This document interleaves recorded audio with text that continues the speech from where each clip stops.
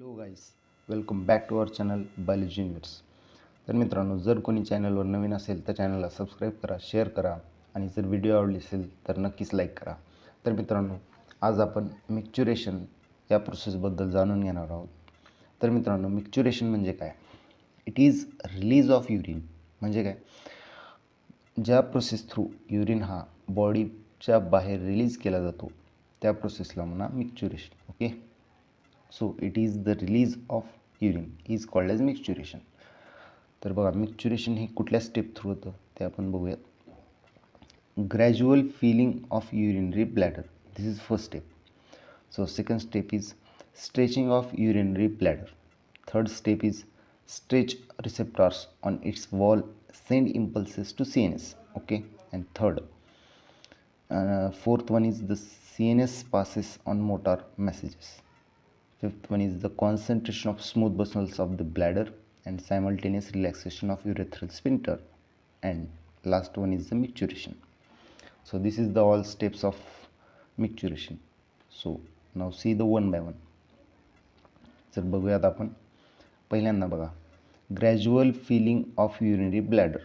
Urinary bladder हे gradually fill झालं, त्याच्यानंतर काय होतं, ते फिल झाल्याच्यानंतर आपली जी युरिनरी ब्लॅडरचे मसल्स आहेत ते स्ट्रेच होतात फिल झाल्याच्यानंतर. आणि ते स्ट्रेच झाल्याच्यानंतर त्यावरती जे काही रिसेप्टॉर्स प्रेझेंट असतात ते रिसेप्टॉर्स सिग्नल्स सेंड करतात. सिग्नल्स म्हणजे इम्पल्स सेंड करत असतात. इम्पल्स कुठे? आपल्या सेंट्रल नर्वस सिस्टमला. आपल्या बॉडीमध्ये सेंट्रल नर्वस सिस्टम असते जी की बॉडीचे वर्क फंक्शन्स जे आहेत ते कोऑर्डिनेट करते, नियंत्रित ठेवते. तिकडे हे इम्पल्स सेंड केले जातात. ते इम्पल्स सेंड केल्यानंतर ती CNS जी आहे, आपली सेंट्रल नर्वस सिस्टम जी आहे, ती central nervous system motor message pass करते.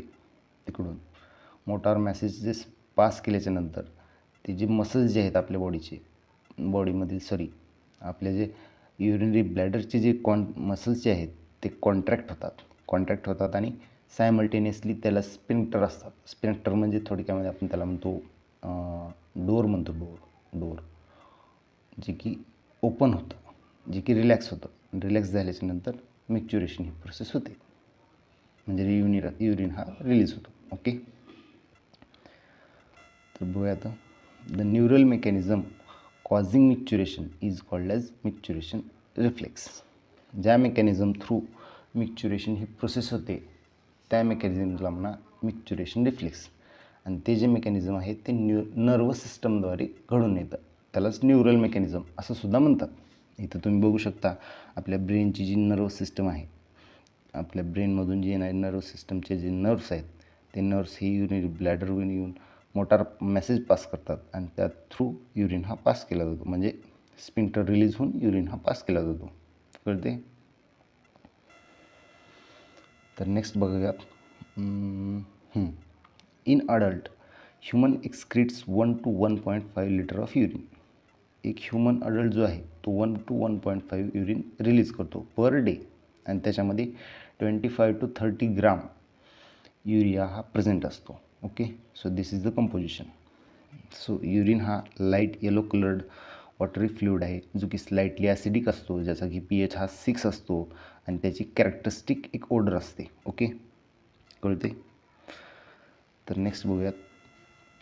Various conditions affect the characteristics of urine. युरिनवर व्हेरियस कंडिशन आहेत ज्या की अफेक्ट करतात. Urine analysis helps in clinical diagnosis of many metabolic disorders and malfunctioning of kidney. म्हणजे काय म्हणले, urine analysis through आपण वेगवेगळे डिसऑर्डर्स हे डिटेक्ट करतो आणि माल फंक्शनिंग ऑफ किडनी हे सुद्धा आपण चेक करू शकतो. माल फंक्शनिंग म्हणजे थोडक्यामध्ये डिस्टर्ब फंक्शनिंग, म्हणजे काय, डिस्कम्फर्ट म्हणजे जी की व्यवस्थित फंक्शन करत नाहीत. ओके, त्याला म्हणायचं माल फंक्शनिंग. ओके, त्याचं एक्झाम्पल म्हणजे ग्लुकोसुरिया म्हणजे presence of glucose in urine. Ketonuria म्हणजे ketone bodies in urine indicates the diabetes mellitus. म्हणजे काय म्हणले, जर आपल्या युरिनमध्ये ग्लुकोज हा कंपोनंट आढळला तर त्याला म्हणा ग्लुकोसुरिया. जर युरिनमध्ये कीटोन आढळला तर त्याला कीटोयुरिया म्हणा. आणि हे इंडिकेट करतं डायबिटीज मिलिटसला. डायबिटीज मिलिटस हा एक डिसऑर्डर आहे. ओके, तर चला आपण युरिनचे कंपोनंट्स बघूया काही. तर मित्रांनो युरिया जो आहे तो 25 ग्राम म्हणजे 25 ग्राम इतका असतो युरिनमध्ये.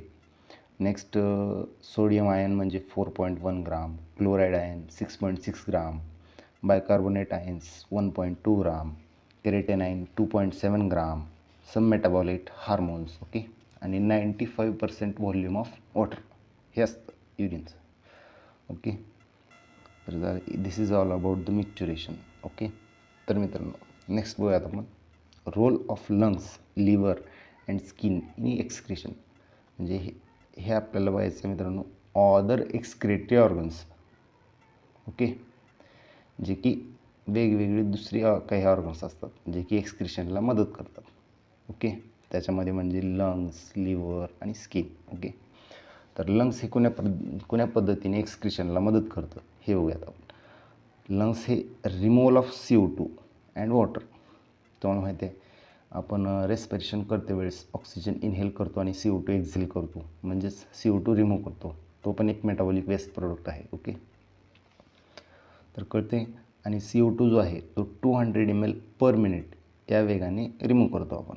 आणि वॉटर पण रिमूव्ह करतो. वॉटर म्हणजे थोडक्यामध्ये जे काही आपण मॉइश्चर वगैरे म्हणतो. ओके. कळते. तर लिव्हर बघा, लिव्हर हा कुठल्या प्रकारे आपल्याला एक्सक्रिशनमध्ये मदत करतो ते बघूयात आपण. Secrete biles containing bilirubin and bilirubin, cholesterol, degraded steroid hormones, vitamins, drugs. Okay. Bile secrete काय करतो बघा लिव्हर, बाईल सिक्रेट करतो. त्याच्यामध्ये काय असतं bilirubin, bilirubin, cholesterol, degraded steroid hormones, vitamins and drugs इत्यादी असतं. बरोबर आहे. तर most of them pass out along with digestive waste. याच्यामधील जे काही वेस्ट प्रोडक्ट आहेत, जे की आता काही सम व्हायटमिन्स असतील, काही ड्रग्स असतील, काही डिग्रेडेड हार्मोन असतील जे की वेस्ट असतात, ते डायजेस्टिव्ह थ्रू रिमूव्ह केले जातात. हा पण एक महत्त्वाचा रोल आहे. तर नेक्स्ट बघूयात आपण स्किन. स्किनमध्ये म्हटलं तर सिबेसियस ग्लँड्स आणि स्वेट ग्लँड्स. स्वेट ग्लँड्स म्हणजे ज्याला आपण ग्रंथी असं म्हणतो. स्वेट म्हणजे घाम येणे, घाम. त्या घाम थ्रू काही वेस्ट प्रोडक्ट हा रिमूव्ह केला जातो. ओके. जसं की water, NaCl, small amount of urea and lactic acid हा स्वेट थ्रू रिमूव्ह केला जातो. Primary function of sweat is to give a cooling effect of our body. म्हणजे काय प्रायमरी फंक्शन काय आहे स्वेट ग्लँड्सचं, त्या बॉडीला कूलिंग इफेक्ट देतात. ओके. आणि sebaceous glands eliminates the sterols, hydrocarbons and waxes through sebum. Okay. आणि sebum provides the protective oily covering for the skin. Okay. ज्याला की ऑइलीनेस होतं बघा आपल्या एखाद्या स्किनवरती कधी घाम आला वगैरे त्या पद्धतीने, त्याला आपण सिबम म्हणतो. आणि जो की ऑइली कव्हरिंग असते आपल्या बॉडीसाठी आणि जी प्रोटेक्टिव्ह इन नेचर असते. ओके. आणि नेक्स्ट आहे सलायवा. सलायवा हा सुद्धा एक एक्सक्रेटरी ऑर्गनच आहे. म्हणजे थोडक्यामध्ये सलायवा हा काही प्रमाणामध्ये नायट्रोजनस वेस्ट जो आहे तो इलिमिनेट करतो. ओके. तर this is all about the micturition. तर मित्रांनो आज आपण इथेच थांबूया आणि राहिलेला पार्ट हा नेक्स्ट व्हिडिओमध्ये पाहूया. जर व्हिडिओ आवडली असेल तर नक्कीच लाईक करा आणि सबस्क्राईब करायला विसरू नका. थँक्यू.